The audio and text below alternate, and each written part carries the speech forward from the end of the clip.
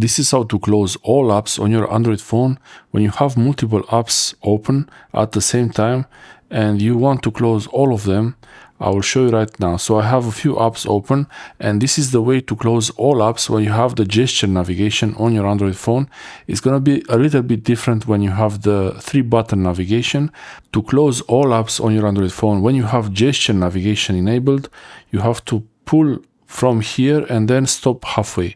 So like this, I'll show you right now again, like this, stop here, and then you see the apps that are opened.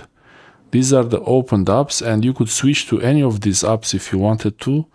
And if you want to close the app, you just swipe from below. You can switch to any of the apps if you want to.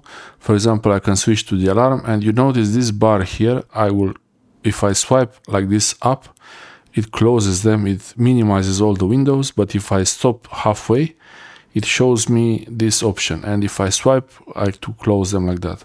If you want to close all the apps on your Android phone, in gesture navigation mode, you do this and stop halfway like that. So from here, you swipe up and stop somewhere halfway like this.